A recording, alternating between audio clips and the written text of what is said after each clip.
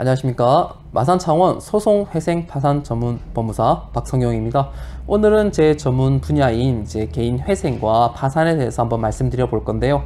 오늘 내용은 개인 회생과 개인 파산이 어떤 차이점이 있는지, 그리고 어떤 요건이 있는지, 또 시간이 조금 허락된다면 기각 사유에 대해서 한번 말씀을 드려 볼게요.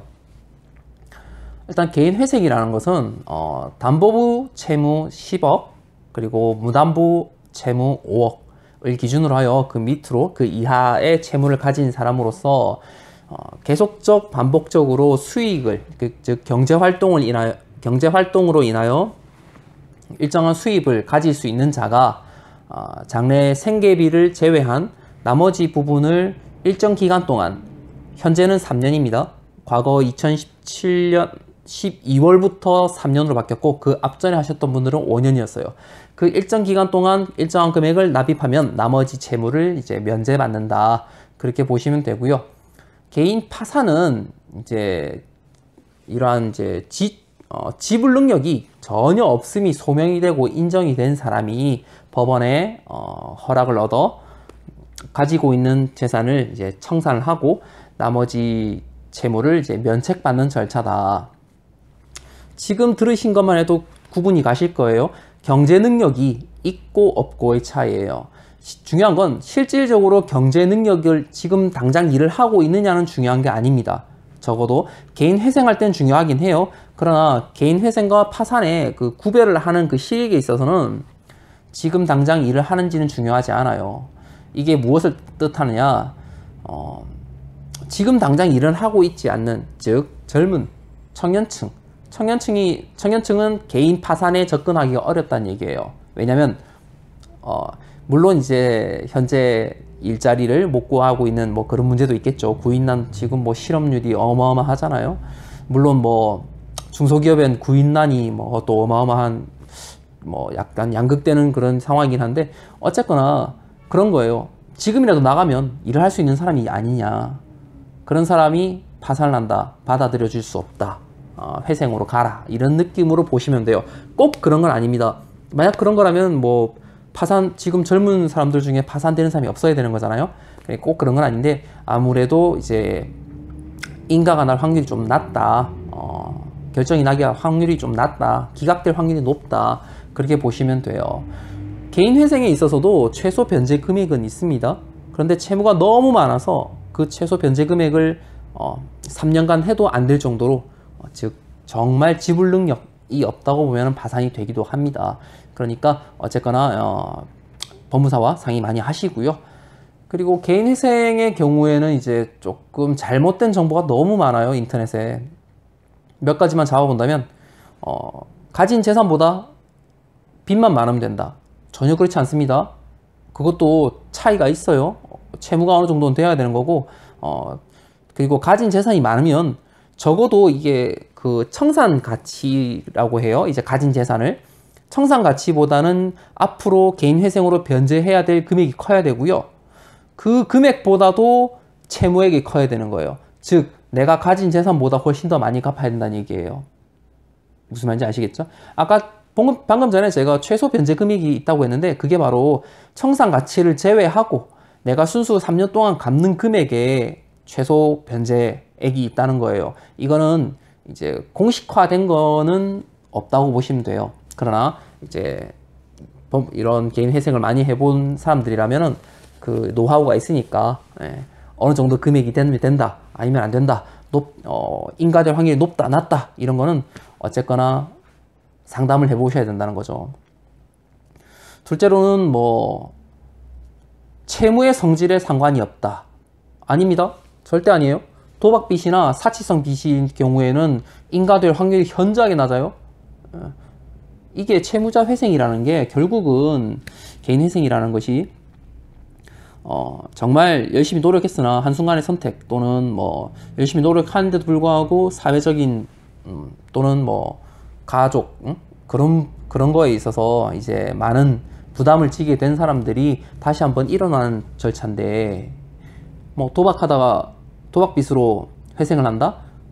그거는 이런 채무자 회생의 입법 제도하고는 거리가 멀잖아요. 그죠? 그러니까 아예 안 된다고는 말씀 못 드리겠는데, 안 될 확률이 높다. 그렇게 보시면 되고요. 그래서 그런 채무는 개인회생 채권에 안 넣으시면 돼요. 그렇다고 해서 개인회생 못하는 게 아니라 그런 도박 채무는 그냥 개인회생 채권에 안 넣으시면 돼요. 그거는 개인회생은 개인회생대로 하시고, 그 다음에 그 도박 같은 이런 것들은 사치성 재산이나 이런 거는 그냥 그대로 변제하시는 게 맞다는 거죠. 그리고 또 개인회생 파산할 거니까 뭐 빚을 많이 내어라, 어차피 뭐 할 거니까, 이런 얘기도 있는데 정말 제일 잘못된 정보가 그거예요. 100% 기각납니다, 그런 거는. 왜냐면 그게 있어요. 이제 최근 채무가 과도하게 높으면은 총 채무 비율에서 최근 채무 비율이 과도하게 높으면 기각날 확률이 현저하게 올라갑니다. 그리고 때에 따라서는 뭐 약간 그 그러니까 법원에 따라 좀 차이가 있다고 말씀드려야 될 것 같은데, 나중에 말씀드릴 금지 명령이나 중지 명령이 안 받아들여질 확률도 올라가 버려요. 그거 넣으면 무조건 받아진다고 생각하는 분이 계시는데 전혀 안 그래요. 어쨌든 그거에 대해서 기준에 대해서 제가 말씀드리자면은 최근 6개월 내 채무가 총 채무의 30%, 최근 1년 내 채무가 총 채무의 50%가 넘어가면 많이 힘들다고 보시면 돼요. 그러나 그러한 채무가 다른 채무를 갚기 위한, 대환하기 위한 그런 용도라면은 괜찮습니다. 그건 괜찮아요. 이 빚을 갚기 위해서 이 빚을 진 거니까 그건 괜찮은데, 정말 돈을 뭐 소위 말하는 이런 단어 쓰면 안 되는데, 짱 받기 위해서, 숨기기 위해서, 은닉하기 위해서, 그래, 은닉이란 단어가 좀 법무사스럽다, 그죠? 은닉하기 위해서 했다. 그건 안 되는 거예요.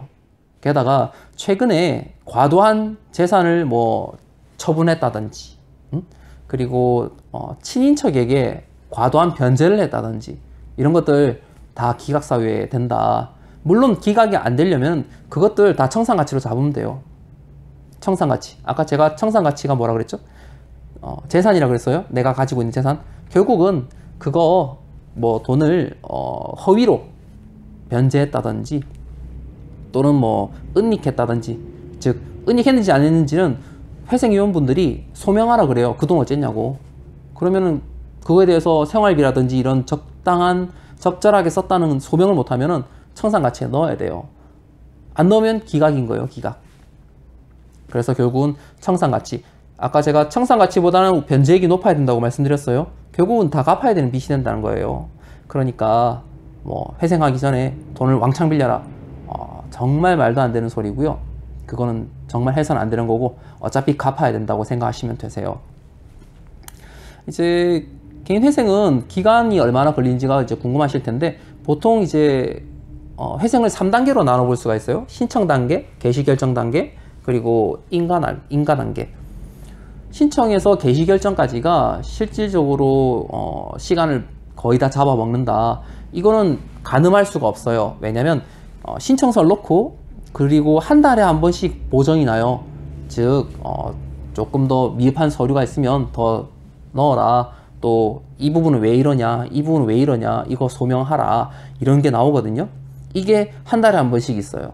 즉 서류를 법무사가 해달라는 대로 그때그때 바로바로 소명이 잘 돼도 보정은 최소 한 번은 얻어맞게 돼 있고요. 제가 보정 제일 작게 난 게 한 번 난 거예요. 한 번. 어떤 거는 우리 의뢰인이 서류를 잘 안 갖다 주시거나 이게 제일 심각한 문제인데 저한테 거짓말을 해요. 그래가지고 그거 소명한다고 보정을 한 6번 이렇게 맞아버리면, 제가 한 달에 한 번씩 난다 그랬죠? 이미 7개월을 끌어먹은 거예요. 그렇게 안 해도 개시 결정까지는 보통 대략적으로 기간이 한 6개월 정도는 걸린다고 보셔야 됩니다. 좀 심한 지역에서는, 이것도 지역별 편차가 조금 있습니다. 참고로 여기 창원법원은 전국에서 제일 깐깐하기로 유명한 법원이에요. 거의 저는 뭐 아프가니스탄에 지금 한가운데 있다고 보시면 돼요, 제가. 여튼 아프가니스탄 분들을 뭐 비하할 의도는 없었습니다. 하여간 중요한 거는 한 6개월 정도 걸리고, 심지어 많이 걸리는 곳에 1년도 걸린다. 그렇게 보셔야 돼요. 그렇게 해서 개시 결정이 뜨면은 이제 채권자 이의기간과 채권자 집행기간이 정해집니다. 채권자 집행기일이 정해지고 채권자 이의할 수 있는 기간이 정해져요. 여기서 이제 이의 신청 들어오는 거 저희가 또 법무사가 대처를 잘 해드리고 채권자 집행기일에 가셔서 충분히 뭐 변제를 잘 하겠다고 소명하시면, 사실은 채권자 집행기일에 채권자들 오시는 걸 별로 못 봤어요. 거의 가서 회생위원분하고 거의 개인 면담하고 오는 수준이 되는데, 하여간 그렇게 하시고 이제 이 신청이 끝나고 나면 이제 변제 계획안이 확정이 되고 나면 바로 인가 결정이 납니다. 그러면 인가 결정 나면 이제 법무사하고는 빠빠이예요. 농담이고요. 인가 결정 나면 그때부터는 이제 3년 동안 우리 변제 계획에 따라서 정해진 금액을 회생위원회에게 보내는 거예요. 그러면 회생위원이 그 돈을 가지고 채권자들의 그 채권에게 안분해서 배분을 합니다. 요즘에 최근에 직장 이제 취업을 하신 지 얼마 안 됐거나 자주 이직을 하신 분이라면은 페널티가 조금 붙는 경향이 있어요. 어떤 페널티냐면은 이제 급여가 오르면은 신고해라. 그리고 직장 바꾸면 신고해라. 회사 그런 부분들, 급여가 오르거나 이직을 하거나 하면 바로바로 신고해라. 그리고 반기, 즉 6개월 단위로 소득을 신고해라. 그리고 1년 되면은 또 신고해라. 이런 것도 있고요. 결국 그렇게 해서 실질적으로 소득이 조금이라도 올랐다면은 그것만큼 청산가치 반영해서 다시 돈을 납입을 더 해라는 거예요. 결국은 돈 갚을 수 있으면 최대한 갚으라는 거죠. 그런 페널티가 있기 때문에 인가 이후에도 이런 신고 의무를 지켜주기 위해서는 법무사를 계속 만나셔야 된다. 그러면은 아무래도 이제 친절하고 연락이 잘 되는 그런 분하고 만나야겠죠. 오늘 이렇게 개인회생에 대해서 간단히 한번 말씀드려 봤는데요. 이건 정말 빙산의 일각이고요. 사실은 개인회생은 좀 소송이나 등기와는 다르게 좀 절차가 맞춰간다는 개념이 조금 있어요. 소송은 어쨌거나 나의 법적 지식으로 상대방의 법률 요건 사실에 대하여 상대방을 무조건 이겨야 된다, 이런 개념이고, 등기는 정해진 절차에 따라서만 가면 된다면, 개인회생은 계속 처음에는 개시결정 날 때까지는 회생위원하고 계속 맞춰가야 되고요. 그리고 개시결정이 나오고 나면 채권자들하고 또 맞춰가야 돼요. 이렇게 계속 맞춰가야 되는 절차다. 그러니까 항상 친절하고, 그리고 개인회생에 대해서 궁금한 게 있으면 언제든지 물어보실 수 있는 그런 법무사를 만나시길 바랍니다. 사실 법무사가 들었을 때 우리 의뢰인들의 고민은 별게 아닐 수도 있어요. 정말 아닐 수 있는데, 의뢰인들은 잘 모르시니까 그에 대해서 좀 설명을 좀 잘해주는 사람 만나고 싶으실 거예요. 언제든지 이거 뭐예요? 라고 했을 때, 그건 별거 아니고요. 그죠? 이런 별거 아니고요 라는 말만 들어도 그날 저녁에 잘 땐 발 뻗고 자잖아요. 그 전까지는 이게 뭐지? 과연 뭘까? 채권자가 이거 개인회생 한 것 때문에 뭐라고 하던데, 이거 바로 집행한다고 하던데 어떡하지? 고민 막 되시잖아요. 그럴 때 통화 한번 했을 때 따뜻하게 대해 주실 수 있는 그런 법무사를 찾으시면 적어도 개인회생 하심에 있어서 불편함이나 어려움이 없으실 거다. 그렇게 말씀드리면서 오늘 영상은 여기까지만 하고, 또 다음에 다른 걸로 또 한번 찾아뵙도록 하겠습니다. 저는 마산창원 소송회생 파산 전문 법무사 박성용이었습니다. 감사합니다.